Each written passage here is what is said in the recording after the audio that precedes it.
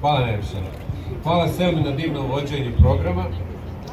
Hvala Jusufu Arifagiću na predivnom primjeru kako se dijaspora može uključiti u integraciju, integrativne procese u entitetu Republike Srpske ili bilo gdje na području Bosne i Hercegovine i on svojim primjerom živi ono što mi svi treba da radimo na svakodnevnoj osnovi. Hvala Selmi Čatibošić na divnom primjeru kako mladost može da uči nas starije, kako treba i svojom iskrenošću plijeni pažnju i poštovanje svih nas. I na kraju, što se tiče Fraile Markovića, moram vam reći da više nikad neću govoriti poslije njega. Jer ne može bolje. I onda ja sam nešto napisao govor, sad sve ode to. Ali mi je drago da je ovdje, on je jedan od ljudi kojih izuzetno poštujem, od kojih naučim svaki puta. Ne volim ja čitati govore, nisam naučio, ali su mi rekli mora ostati nešto kao trag ovog događaja i mora da ide u medije, pa ću morati. Ali prije svega želim da se zahvalim vama što ste ovdje, što ste shvatili važnost i države i pravde i dostojanstva. Hvala svim organizatorima ovog događaja i ovdje u Sarajevu, i u Briselu, i u Ženevi. Jer je važno da shvatimo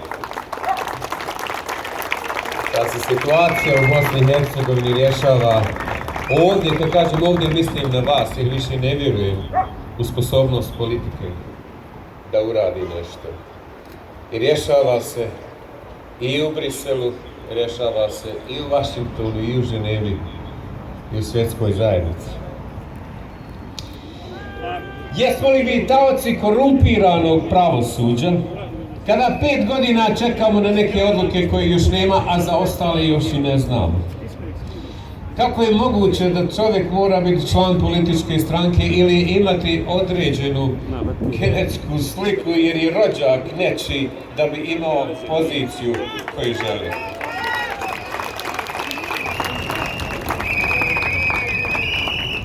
Mi se osjećamo nesigurno u našoj sopstvenoj državi. Ova država je osiromašena, ispunjena kriminalom, nametnutim nacionalizmom, korupcijom. Znači šta se dešava ovdje? Meni se čini da u ovoj državi ima najmanje države kod ljudi koji treba da je brane, čine efikasnom i pravednom. Ono što se kod nas dešava je sljedeće. Čovjek je prije stranke, stranka prije naroda, a narod prije države. U prioritetima kako razmišljaju. I nigdje u tim prioritetima nema nas, građana. I mi pristajemo na to. Mi smo protestovali iste prošle godine. Prošle godine smo imali zahtjev, evo da ih pročitam. Održavanje lokalnih izbora, elektronsko glasanje, mogućnost vanrednih izbora, provođenje sudskih odluka, institucionalno djelovanje, to znači ne samo Bakir, Milorad i Dragan. Ekonomski poticaj za male i srednje privrednike oštećene pandemijom, smanjenje korupcije, sankcije za kupljene diplome, rješenje migrantske krize i uključenje dijaspore u politiku Bosne i Hercegovine i još nešto. Znate šta se ostvarilo od svih tih zahtjeva? 1. Izbora je bilo. Ali ne elektronski i ne tačnih i lažnih i ukradenih kao i svake godine prije toga. I sada govore da izbora možda neće biti 22. jer im se ne sviđa izborni zakon kakav jeste.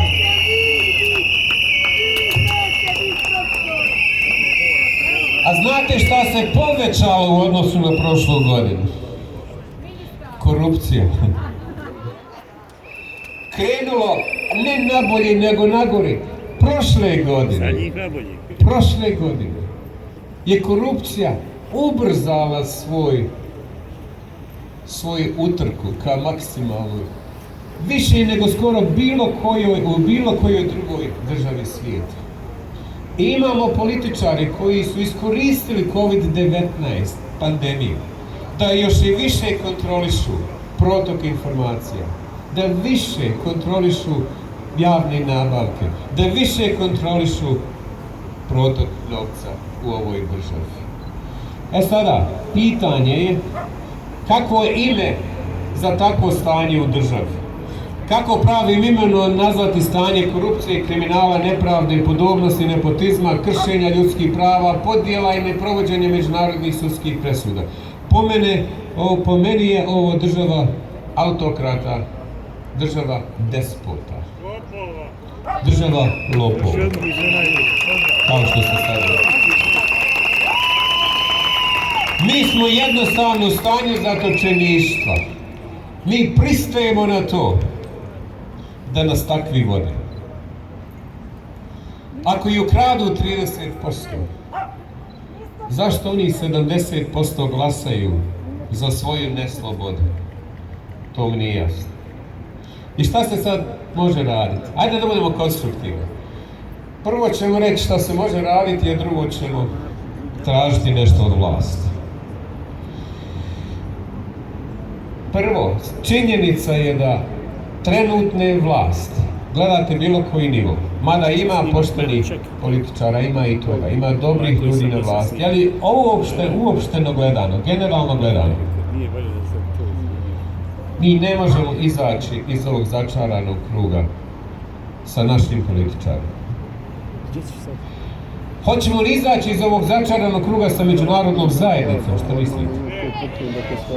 Oni su zabrinuti. I to je to.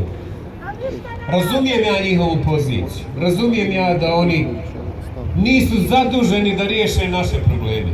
Mi smo zaduženi da riješimo naše probleme. Ali oni mogu pomoći, mogu odmoći, ali moram vam reći do nas. I da moramo shvatiti, iskreno rečeno, moramo shvatiti da je to naša sveta obaveza i dužnost. E sada, ako neće političari, ako neće međunarodna zajednica, a ne mogu građani izlaziti na cestu svaki dan, i oni i ne slušaju nas. Šta mi možemo uraditi? Ono što ja predlažem, ono što sve države urade u stanju krize, neko se izdigne iznad mase i kaže treba nam novi društveni ugovor. Društveni ugovor je dogovor elemenata društva. Nezavisni intelektualci, političke stranke, udruženja građana, radnici, stručnjaci, eksperti, akademije nauka i umjetnosti, predstavnici obrazovanja, ljudi kojima je stalo do države, a nemaju prostor da djeluju. Tada se stvara u državi prostor za kreiranje novog poimanja države kao što je Bosna i Hercegovina. Ja predlažem da ovo društvo, svi oni osvješćeni, dođu zajedno i da predlaže kuda ćemo i kako ćemo. I moj prijedlog je sljedeći. Da u tom društvenom ugovoru, to znači ne čekajući političari ni međunarodnu zajednicu da uradi nešto, da mi predložimo nešto novo. I ovo što ja kažem je sljedeće. U preambuli toga ugovora, prije svega, prije bilo koje druge riječi da stoji da je Bosna i Hercegovina demokratska, multietnička, multikulturalna, inkluzivna i socijalna država, država prava i znanja. Nakon toga sve ostalo. Trebao sam pozvati Frihu Markovića da ovaj dio radi. Puno bolje. U ugovoru predlažem da stoji nekoliko stvari. Pazite, ovo je definicija države koju želi. Mi je moramo definisati prije nego što ćemo izgraditi. Moramo imati cilj prije nego što ćemo doći tamo. Naš cilj nije država Dragana Bakira i Milorada. Ona je država svih nas. Svih nas. Gdje ćemo se svi osjećati kao kod kuće sa svim pravima na isti način. Zato u ugovoru predlažem da stoji da je cilj države da obezbijedi svim svojim građanima sigurnost, zaštitu njihovih ljudskih prava i temeljnih sloboda, ravnopravnu utrku u realizaciji njihovih snova i ambicija i ravnopravan pristup vrhunskom obrazovanju i zdravstvenoj zaštiti. Obrazovanje prije svega. Ne mogu ljudi koji ne znaju dovesti nas tamo. Sljedeće, da pluralnost i različitost nije u suprotnosti sa građanskim konceptom. I svi oni koji žele taj novi izborni zakon, što god on uradi, mora da uradi jednu stvar, da jasno definiše da niko nema prava da obezvredi druge na osnovu onih prvih. Tako ni etničke skupine građane, ni građani etničke skupine. Moramo u ovoj zemlji naći načina, u ovoj kompleksnoj državi, da budemo primjer svijetu, a možemo. Treće, što tražimo da bude u ugovoru, da prihvatamo modernu svjetsku definiciju odnosa nacije i države, koja je donijela Evropi i svijetu prosperitet i progres. A to je da je jednačina ovdje koje treba da se primjeni je sljedeća, da je država jednako nacija, a ne nacija jednako država. Evo što to znači. Prvi koncept, da je država jednako nacija, vodi ka bosansko-hercegovačkoj ili bosanskoj naciji. To znači da u jednoj državi živi jedna nacija. Bez obzira ko htio da bude dio toga ili ne, to je tako. Ova druga je jednačina koja kaže nacija je jednako država, gdje kažu ma gdje god živi jedan član naše nacije, tu je i naša država. Vodi ka nacionalizmu i pojavi velike Srbije, velike Hrvatske, velike Albanije, velike svačega nečega, što ne može da donese mir u ovoj državi. Mi živimo danas sa konceptom definicije nacije koja dolazi iz srednjeg vijeka. Svijet je krenuo ka modernoj definiciji. Nama treba to da znamo da jesmo ono što jesmo i da svima pošaljemo poruku. Ovdje živi bosansko-hercegovačka nacija u ovoj državi. Sljedeće, da su u Bosni i Hercegovini jednako ravnopravni i Bosanci, i Hercegovci, i Bošnjaci, i Srbi, i Hrvati, i Jevreji, i Romi, i Katolici, i Pravoslavci, i Muslimani, ateisti i ostali na cijeloj teritoriji ove države. Dalje, da želimo biti dobri susjedi, ali da ćemo uvijek braniti suverenitet i teritorijalni integritet države i interese njenih građana. Ne damo mi ovu državu nikome, bez obzira ko oni bili i šta oni mislili. Da je Bosna i Hercegovina dio evropskog, kulturnog i civilizacijskog nasljeđa i da će uvijek nastojati da bude konstruktivan član njenih organizacionih struktura, uključujući Evropsku uniju i NATO. I na kraju, da religija, ponovo volio da je Efraim Marković ovdje, ovo sam i od njega čuo, da religija mora biti iznad dnevne politike i značajan faktor u uspostavljanju zajedničkog života na teritoriji cijele države. Ima još mnogo toga, ali ćemo nastaviti raditi na tome kada i ako se jave oni koji kažu hajde da radimo na tom novom društvenom ugovoru. Što se tiče ove vlade, ajde nešto od njih da zatražimo. Prvo, tražimo elektronsko glasanje ponovo, jer je bar elektronsko skeniranje glasačkih listića, dosta je bilo laži, dosta je bilo krađe. uvođenje vanrednih izbora. Nakon izbora 2018. mi još uvijek nemamo vladu kada govorimo o... Nemamo uspostavljenu vlast kada govorimo o federaciji. I danas, tolike pare da date. 6 mjeseci nakon izbora u svakoj normalnoj državi ponavljaju se izbori ako oni ne mogu da se dogovore. Oni ne mogu da se dogovore, mi plaćamo cijenu. Do kada? Stanje u privredi, 70% su nameti. U ostatku regiona pola. Kako ćemo biti konkurentni ako oni koji sjede na našoj grbači uzimaju 70% svega onoga što se plati svakom radniku? Za svaki dokazan slučaj korupcije ostavka na svaku funkciju, bez pitanja, bez prigovora, bez odgađanja. Provesti sudske odluke. Konačno, Bosna i Hercegovina nije dio svijeta u kojem pravda ne živi, iako se tako čini danas. Toliko godina nakon odluka evropskih sudova, svijet je dozvolio da se ovdje one ne primjenjuju.